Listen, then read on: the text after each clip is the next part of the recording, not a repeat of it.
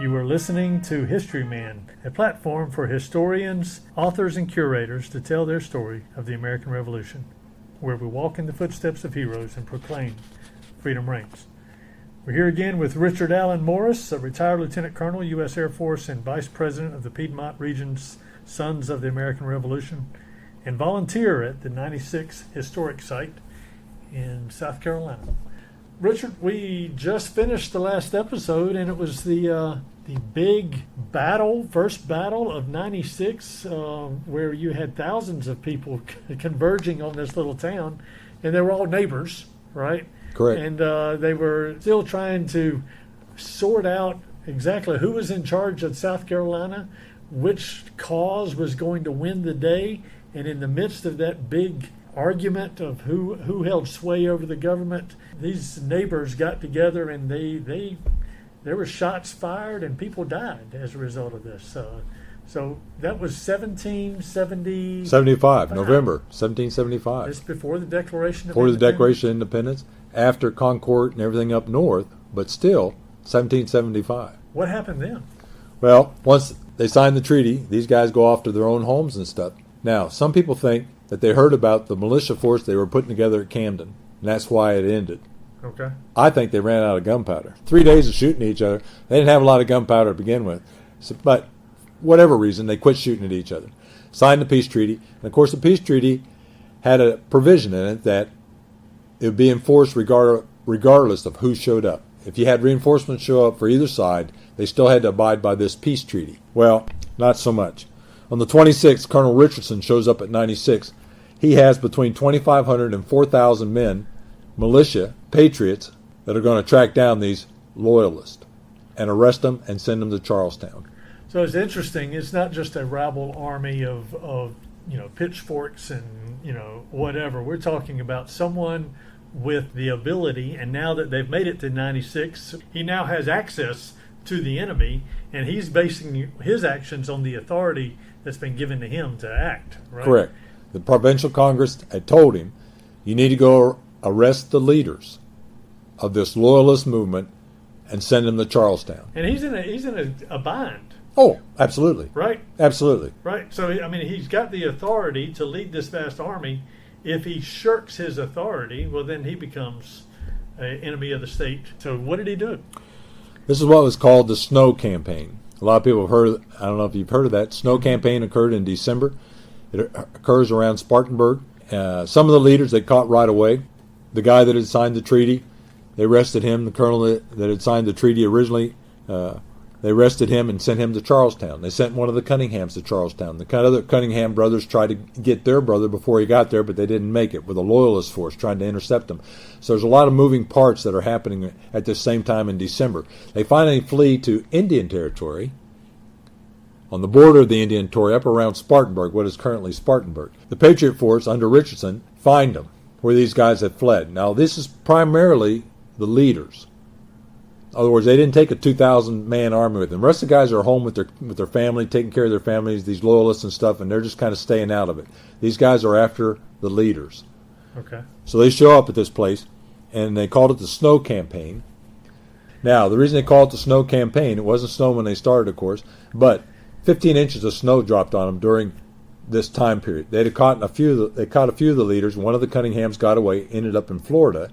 Some of them fled into the Cherokee Territory. These guys, when the snow fell, they were not dressed for snow. These militia guys were not dressed for snow. So when the snow fell, they left to go home, taking the guys that they caught. They weren't chasing anybody else. They just wanted to go home and get warm. And so the Snow Campaign was cut short, and these guys left and went back to their individual homes with the few that they caught. But some of them did escape and ended up in Florida and actually joining the British later as part of the Loyalist militia, provincial forces that the British brought with them back to South Carolina. Now, from that time forward, in 1776, it's basically civil war in the upcountry, not down along the coast, primarily in the upcountry. Each buddy's got their own little militia groups. These are all small little battles that occurred up here in 1775. Burning of cabins, killing of livestock, just civil war. Most of it, Jack Parker, in his book Parker's Guide to the Revolutionary War in South Carolina, he documents over 580 actions. But most of the actions that you're talking about here in the upstate were never documented. No. These are family feuds that go on for years. Correct. A father is killed in ambush. The sons find out about it, and over the course of the next couple of years, they're looking for bloodlust on this and retribution and that sort of thing. I know that there's a story that Lyman Draper talks about with a guy by the name of Josiah Cuthbertson, who his family, much the same way, he marries into this family. His father-in-law and his son and his wife are, set upon by some loyalists, and he finds out about it, and these loyalists threaten to kill him, and then he goes and seeks retribution. And had Lyman Draper not mentioned that in one paragraph, that would be lost to history, that sort of thing. Burnfoot Brown is a classic example of a guy just to want to be left alone. On the loyalist side. Just wanted to be left alone. Okay. But when he wouldn't select a side and wouldn't participate with the Patriots, they tarred and feathered him, burned his feet so bad that, he was damaged. And after that incident, he became a strong loyalist to the point that if he caught a Patriot, he'd kill him. And he was in charge of the fort at Augusta.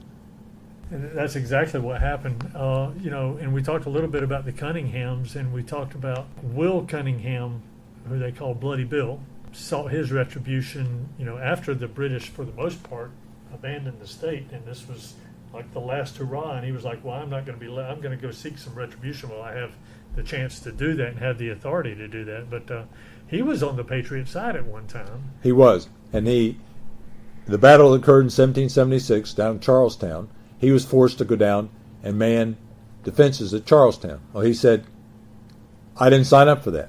I'll protect the frontier. I'm not going down to Charlestown. And they said, yes, you will, because you're part of the militia. And apparently, at some point, he had risen up against his commander, and he was whipped. That was the punishment back then. They would whip you.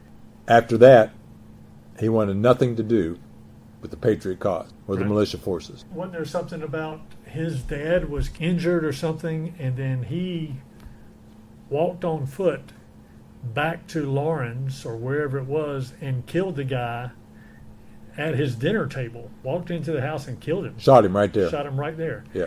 And his exploits through South Carolina, that's a whole nother... That's a whole... we could do 2 or 3 towards the end of the war, well, it was the end of the war, the British basically were staying in Charlestown, and they turned him loose with a bunch of militia guys, and him and his deputy, Bloody Bill, he deserved the name. Yeah. And they never did catch him. But all that goes back to the psychology of the blood feud. Correct. That was in the back country. Correct. Right there. It's interesting. Correct. And that's one of the things you have to realize is back here, whoever was in charge, the other guys have joined that group. So these guys are switching loyalties. Unfortunately, there will become a point in time in the 1780s that you can't switch anymore. Right. Well, the proclamation, right? Yeah. It's about Clinton's proclamation. When Clinton was getting on the boat, after he, for the most part, took Charleston and kind of settled everything, he got on the boat and said, oh, no, you have to come fight with us. Didn't give him a choice. Against the same people that he didn't give him a choice. That's exactly right. Now, what a lot of people don't understand, in 1776, we actually had a second Cherokee War up here in the upcountry. Okay. The second Cherokee War occurred because the British were going to invade Charleston. A lot of people say, well, no, they didn't show up till 1780. No. First time the British tried to take Charleston was 1776. Right. This is Fort Sullivan. Fort Sullivan. This is where Jasper's standing on the ramparts. Exactly right. Flag. Exactly right. All that stuff, palmetto tree, that's how it became, all that stuff happened in 1776. What the British had told the Cherokee was, we're coming ashore at Charlestown, and we'll meet you in the middle. So the Cherokee were coming from the north, the British were coming from the south, and they were going to meet in the middle. They told the same people, the Scots who were loyal to the British up in North Carolina, told them the same thing. Yeah, the Highland Scots. The Highland Scots. Right. They said, we're coming ashore, you guys be ready. Well, the problem was, they never came ashore, and the Scots and the Cherokee started attacking up in the upcountry. The Scots, of course, were defeated in North Carolina because the British hadn't been able to arm them or anything. they're fighting guys with muskets with broadswords. Just didn't work. The Cherokee, of course, had been armed and had been getting arms, and so that war lasted a little bit longer. July 2nd, they said the Second Cherokee War started, and it really didn't end until July of 1777. I'm sorry, May of 1777. The treaty was signed at a place called DeWitt's Corner. DeWitt's Corner is just about 2 miles north of Due West on Highway 20. There's a little sign there that says DeWitt's Corner, and it gives you the information that the treaty was signed there in 1777 between the Cherokee and the militia. Now, it wasn't just the South Carolina militia. Remember, the Cherokee covers a pretty broad area. The Cherokee had been attacking settlements in Virginia, North Carolina, Georgia, and South Carolina. Well, when the British are defeated off the coast of South Carolina in 1776, all these militia forces in the upcountry of Georgia, South Carolina, North Carolina, Virginia joined together, not necessarily as one big group, but in their campaigns independently against the Cherokee. And so they're burning and killing Indians like it's going out of style. And they did that for approximately a whole year. And the Cherokee finally said, no thanks. Not all the Cherokee, but most of the Cherokee said, just leave us alone. Well, certainly the lower towns did. Yes, the lower towns did. And of course, what went along with that? Land. The only thing that the Cherokee basically owned then was Clemson. A little corner up in the upstate where South Carolina and Georgia and all those come together. Cherokee, that was considered Cherokee land, but all the rest of it went to the white man. Now, another little rabbit hole we're going down. Is this where Andrew Pickens got involved in the ring fight? Yes. Right. That is where he got Which involved. he says is one of the worst fights he ever got into. Yes. But another big leader was Williamson, who was also here at 96 at the first battle as one of the leaders here. Him and Pickens both, being from the upcountry, participated in this Indian war against the Cherokee. Now, like I said, the war ends in May of 1777. Now, a series of events in the South start occurring in 1778. Savannah is taken by the British as a base to operate out of. There's several battles that occur around there. In May of 1780, they turn their attention to Charlestown, and they set up to take Charlestown. In May of 1780, after Charlestown falls, they have the Battle of the Waxhaws. That's also known as Buford's Massacre. Right. They have that battle. So what you see here is you have 5,000 Continental and militia troops in Charlestown that surrender. You have the Battle of the Waxhaws, where there's 500 or 600 folks from Virginia that also surrender. Things aren't looking too good for the Patriot cause. In June, Fort 96 is basically given up to the British. The British show up, and they just basically sign it over to them, sign the parole that says, okay, I'm just going to go home. I'm not going to fight anymore. Andrew Pickens signs. Williamson signs. A lot of the leaders sign and get their men to sign as well. There's a few holdouts, Sumter, Marion, and a few other smaller groups that don't sign. And so they continue a kind of a guerrilla warfare. But up here in the upstate, fighting had basically ended. In August, of course, the Second Continental Army, which had been sent by Washington to relieve Charlestown, they became the Southern Army. After Charlestown fell, led by a guy by the name of Gates, they have a battle at the town of Camden and lose bad. And so that also contributes to the people saying South Carolina is done. They've given it up to the British. Now, after that, they put a gentleman by the name of Lieutenant Colonel John Kruger from New York in charge of the fort at 96. They tell him, this is the key to the upstate. You need to hold the fort at all costs. So he starts refortifications, building up the town, fortifying that same place where they had the first battle out, that farm across from the spring, because there's no other water. There is no other water. Okay. And so they're going to try to protect that water supply by building that fort there. And that is the fort that is at 96 today. It's a reconstructed of the fort that was created by Lieutenant Colonel Kruger in 1780. Now, what happened was, as Kruger's building these fortifications, he sends word to Cornwallis. Cornwallis had appointed him that. He sends word to Cornwallis that he's not a fort builder. He's a guy from New York. He says, I need an engineer. I need somebody to come down and let me know if I need to do anything else. Right. And the guy that shows up and looks at the fortification, he says, if you build one more fort, up in the northeast corner of the town. That'll protect the road and the town. The star fort is created. He draws it on the ground. They said the figure of a star fort. This is the strongest fort you can build. And Kruger, using slave labor and also his own forces, he builds this star fort during this period. It starts in the fall of 1780, goes to the summer of 1781. So those are the three forts that show up. At the same time, a guy by the name of Patrick Ferguson, Major Patrick Ferguson, has now been appointed by Clinton to form the South Carolina Provincial Army militia force from South Carolinians. He shows up at 96 as his base. And people are coming in, and he's training the South Carolinians to become basically like British soldiers, issued red jackets, the whole 9 yards. He, of all people, should have known that the rifles they were taking away from these frontiersmen and giving them muskets was a bad mistake. Well, he should have known that because he was a firearms guy.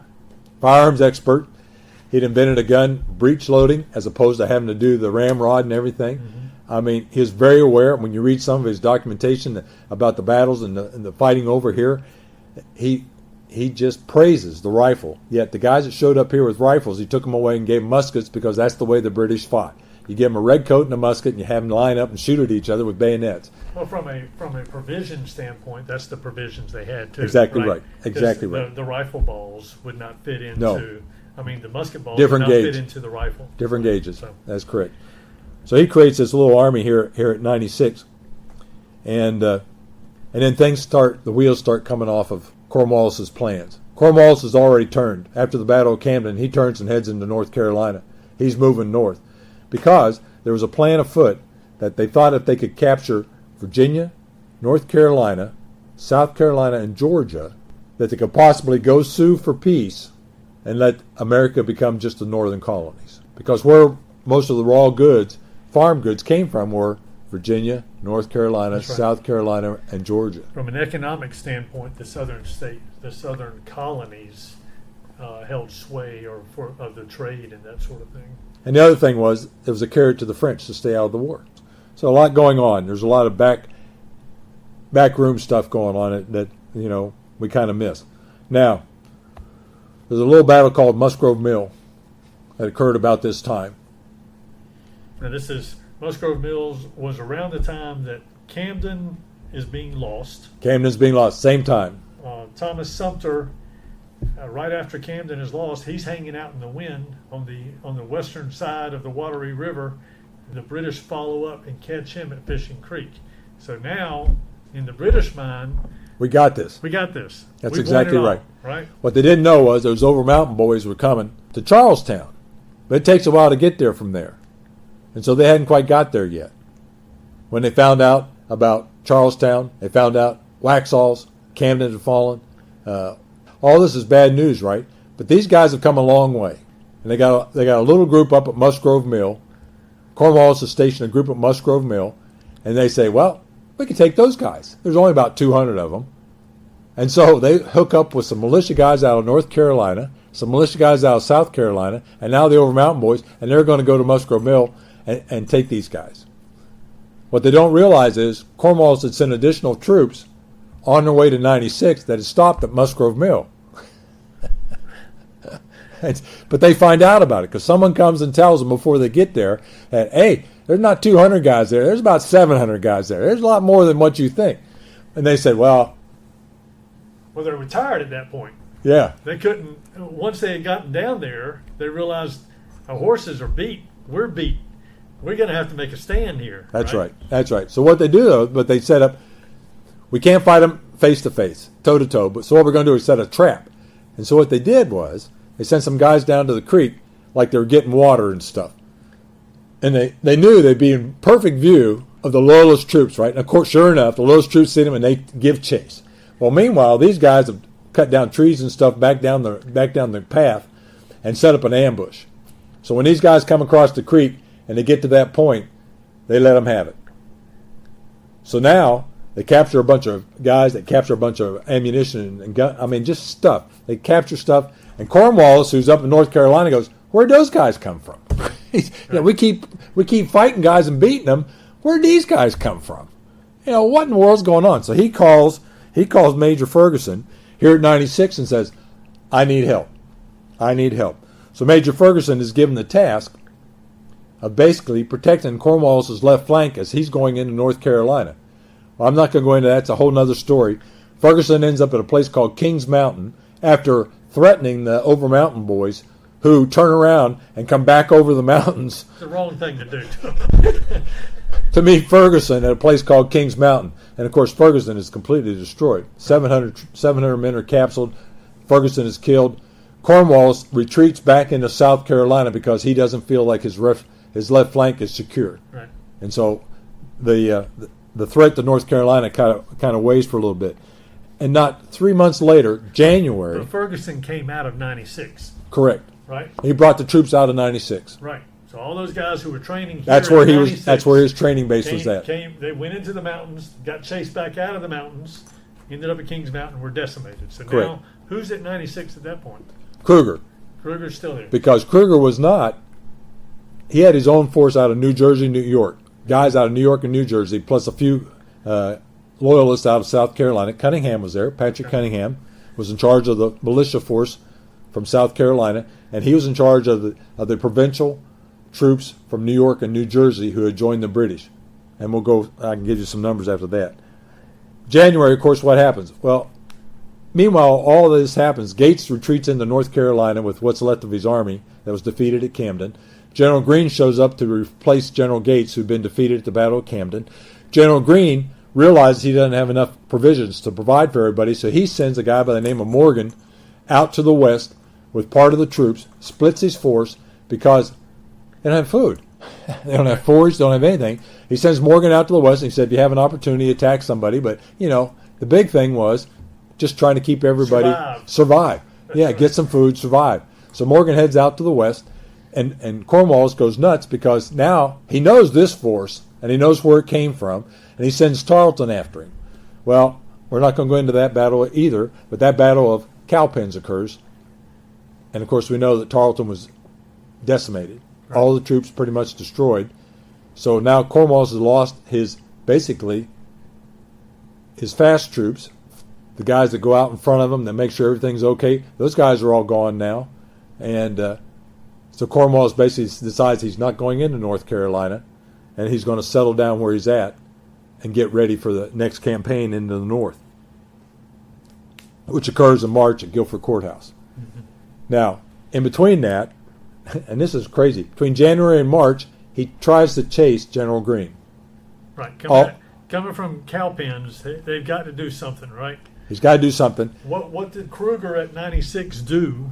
What he is doing actively is he's going to support Camden. Okay. When these little militia forces pop up, he sends troops. When militia forces pop up around Augusta, he sends troops. So he's sending them right and left everywhere. He's trying to put out the fires. Put out the fires in the upcountry. Yeah. And there was a big event down at Augusta.